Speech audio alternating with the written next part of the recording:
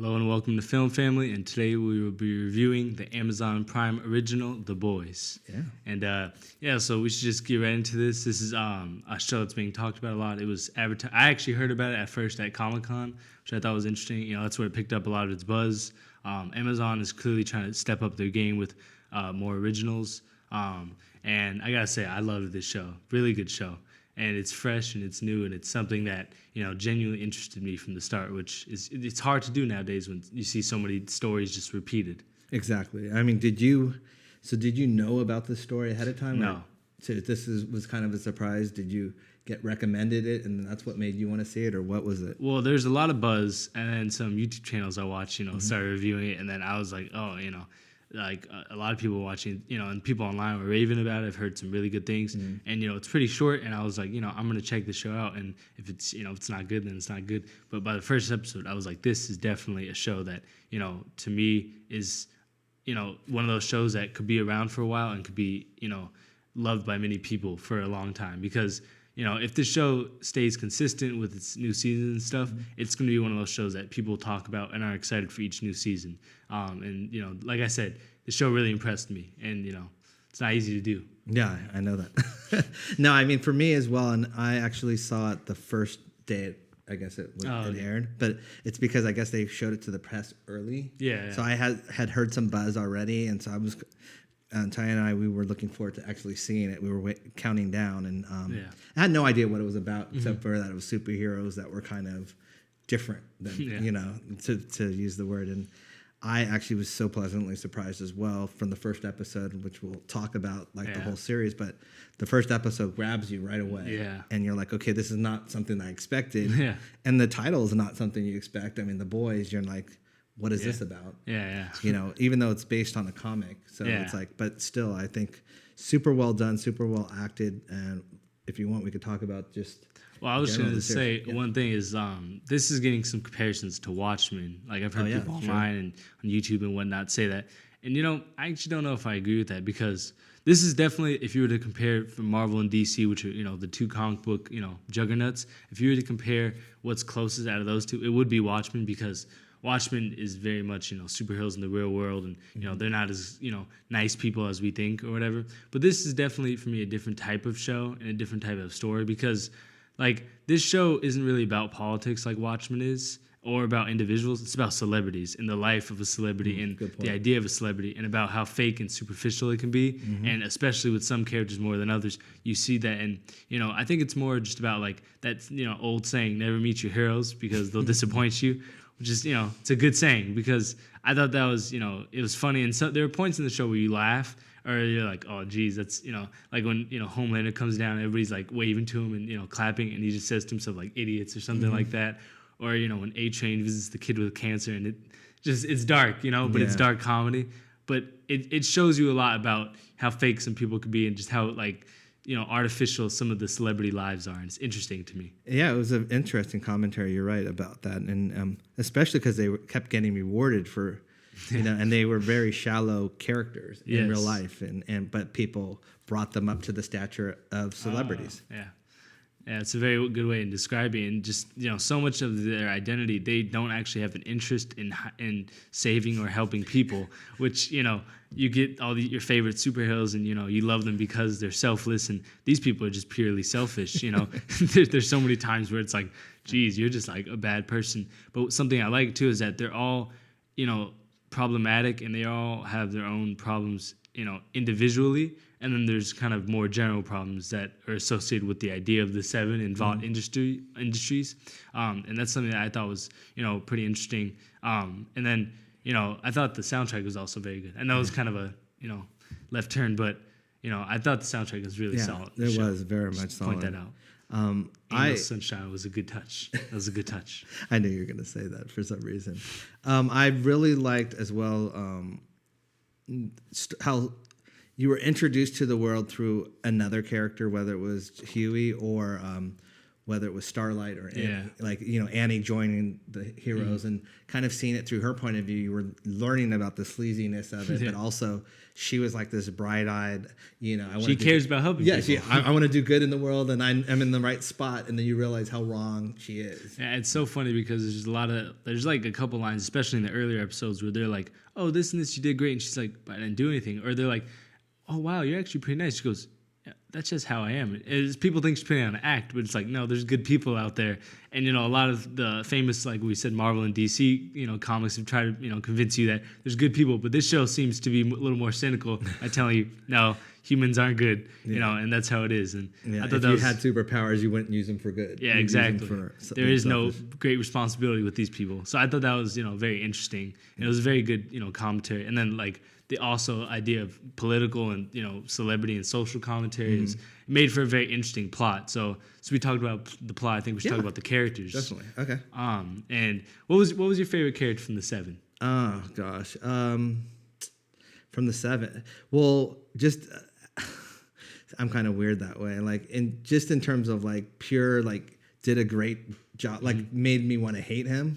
Homelander. Like, I mean, he really was so sleazy and so like villain as a villain that basically I appreciate that as an act, like someone acting is like I genuinely hated him. Yeah. And I think so, but that wasn't my rooting for character. Of course, but you know, you can like villains too, because the thing is like, I would say Homelander, to me, maybe not my favorite character, but I think he's the best character in this show. And he's been getting the most, you know, kind of support and, you know, acclaim, which I think he deserves. Anthony Starr kills it as Homelander because a lot of people have been calling him a psychopath, and I don't know if that's the correct term. I think he's an egotist and a man who sees himself above people, because he is technically on a physical level above everybody else. You can lift buses, you know, blow up planes with, you know, his laser vision, you know, he's bulletproof, all that. But on, like, you know, on a less superficial level, he's just believes himself superior as, you know, as an entity that's more, you know, that's something that's beyond humanity, even though he's just a guy on, like, well, we don't really know anything about him specifically,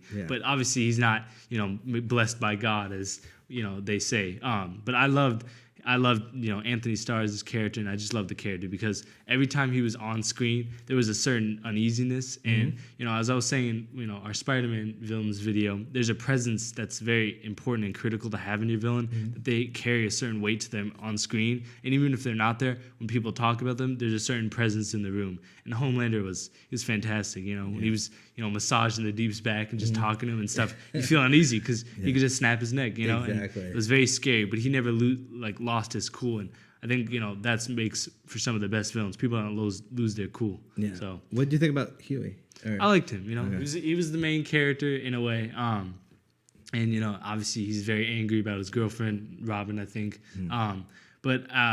You know, I really did like Huey in general. You know, he was pretty funny. He was a nerd, which, you know, we liked. And then he was, you know, a fan of the 7, which that goes to Never Meet Your Heroes. Because A-Train, who he has the limited 2016 Comic-Con figure of, murdered his girlfriend and doesn't even care. So for me, that was something that I thought was and I thought it was even more interesting when they were at the house putting the bug in, you know, with the cable or the computer or whatever, and then he sees him, and he already met him earlier when he had to apologize, and he still doesn't remember him twice. Because then when they show him again, he's like, I might have seen this guy. It shows how little they actually care about the people.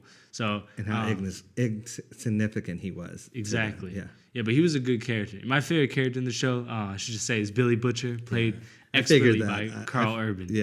And, you know, the cool character who doesn't have much development, I usually like them, you know, the least, or at least less than the main character. But Carl Urban, you know, he killed it. He's very likable, but he's also not likable because he doesn't do anything for other people. He's a lot like Batman in a way, except probably with a little more self-interest. But, you know, he was funny. He was always cursing. He was very foul-mouthed, but he's talented at what he does. And he was just played very well by Carl Urban. And then, you know, the twist we got at the end, that was crazy, you know. We'll talk about that a little later. Yes, we will. We were talking earlier about it. You know, it really does come down to the characters, but also the actors involved. And I really think this was really well done in terms of that. There's not one character that I was like, oh God, I don't really care about this.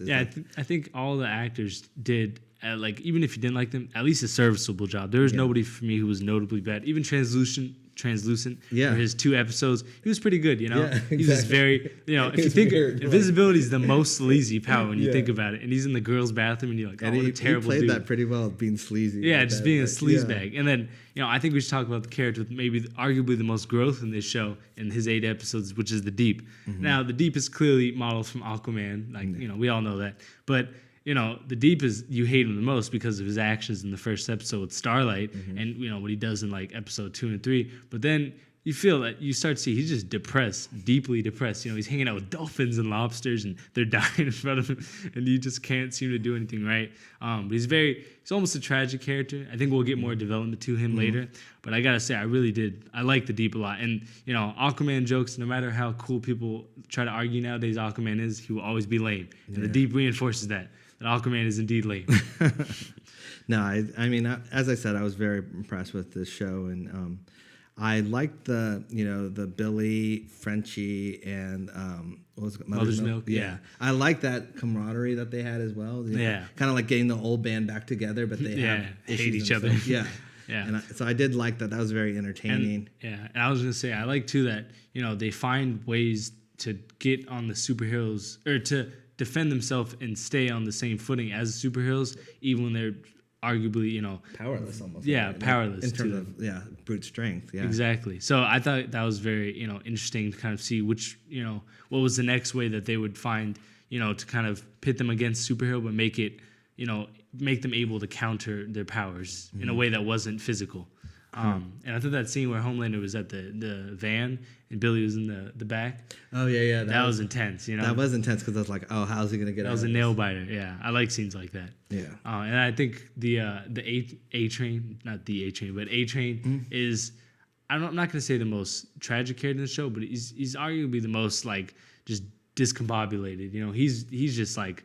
He's kind of a drug addict. He's with his girlfriend, but he can't say she's his girlfriend, and he keeps it on the DL. And he's got a super speed, and he killed somebody at the beginning of the show. And you kind of hate A-Train, but you also see A-Train as being the most unique of the characters to me in terms of just his personality. He's obviously kind of fast and like quick talking, but he's very much just like he's kind of a terrible guy who likes being a celebrity more than most of them, but he also just kind of this guy who's super troubled. So I really did like A-Train. Yeah, he's really good. I think the fact of the matter that he realized that no one cares about number 2. Yeah. And if he's not the fastest person, then he's no one. Yeah. That's what he thought. And I think that's another interesting commentary in celebrity culture. When you're not at the top and a lot of your fans stop being fans of you, and it's kind of sad, and that's a whole thing with with A-Train, and that's something you kind of see evident throughout the show with A-Train, and how the Deep kind of has to move to Ohio, I think it was, just in order to kind of mask his shame with the whole Starlight situation. So overall, I gotta say the characters are all well done. And then the one other character we can talk about was Queen Maeve, who was like kind of the Wonder Woman to Homelander, Superman, but arguably the most at least trying to be good out of these characters. The plane scene is definitely Homelander at his most evil. It's pretty messed up and selfish. Yeah, very selfish. But Queen Maeve is very much she's kind of troubled in the way that she wants to help people, but she has her past behind her, and that kind of hinders her in a way. So I thought she was a very interesting character as well. I liked her as well because I feel like she, which they say in there that she got in there with good intentions, but then throughout what it does going through the system, she got jaded. And she realized, I just have to play like this because it's a lot of celebrities too. Yeah, exactly. And so, but then through her seeing Annie or Starlight, she realizes, that's why she kind of has that hatred. Should be. Yeah. That's what she should be like, and that's how she entered with like bright-eyed, like I want to do good, and she sees that, and so she's trying to toughen Annie. Like the scene with Annie and her in the bathroom. She's like, and she's like, don't let them. I forgot what she said. I think it was like, don't let them destroy who you are. So I forgot the exact quote. But I liked Annie, and I like her contrast to almost everybody on the team, except Black Noir, who has no character. I was gonna say, I wanted him to have some, and at first that was like a gripe for me, but then I realized like if he has no character development, they don't want him to have character development. So I'm sure they have an idea for him. Which, I think that. Do you think season 2 is kind of where Definitely. he's gonna get something. I heard something online. I'm not gonna spoil it here don't, because I don't want. That was from like the comics that kind of sucks that I heard it, but they might not do that. So who knows? But yeah, Annie was a great character to kind of contrast for everybody. In the sense that all she wanted to do was good. And then there was a great quote that when she's talking to Madeline Sitwell, who we'll talk about in a little bit, who she's like, well, if you really want to help people, just be a cop. You chose to be a superhero. And it's like, somebody maybe likes the idea of being a celebrity or being an icon, and being a superhero, and there's a sort of superficiality that, of that identity that I think people enjoy. So, that was something that I thought was interesting. And Madeline Sitwell was a great character. Before we did, what did you think about the Annie Huey thing? That was a good romance. It was one of those things. That was one of my few gripes. Is I don't like when there's like a thing between two characters where it doesn't necessarily need to happen. If one character, like in real life, was like, "Hey, I'm yelling like what I should probably be telling you." It's like in Batman vs Superman when they're fighting, when Superman should just grab him by the throat and be like, "Hey, this is what's going on. Stop fighting me."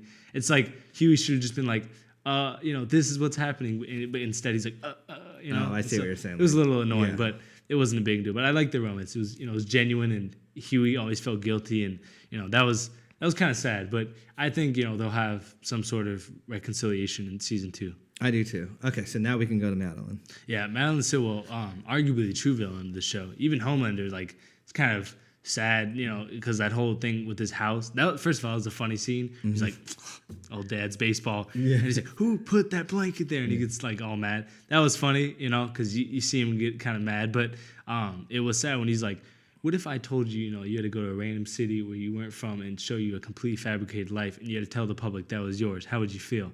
And it's like, oh wow, that's kind of sad. And Madeline Sitwell just doesn't seem to care about anybody. She cares about her baby probably, but that's pretty much it. She's using everybody, to get more power. And there was kind of a different show going on almost with her that was sort of reminded me of House of Cards, with just trying to get bills passed and get certain people in certain places get these. I like how they always talk about points, like, oh, you're 5 points up, or your social media likes. In that scene, like when he was on the Instagram live stream with the kid with cancer, and then when he goes, "I could teach you how to run fast," he's like, "Could you teach me how to outrun my cancer?" And then all the viewers start going down, and it was like, wow, that's pretty bad, because that's how it might be in real life. So that type of stuff I thought was very interesting how they show. And I love that scene where they were filming at Homelander and they were showing the camera showing him. I like when movies or shows kind of do that meta thing. So yeah, she was a great character. Because the show was interesting because it had a lot of social commentary. It's like there are these celebrities that take these pictures with cancer patients or whatever, and they're doing it purely for the for the publicity, which is kind of sad.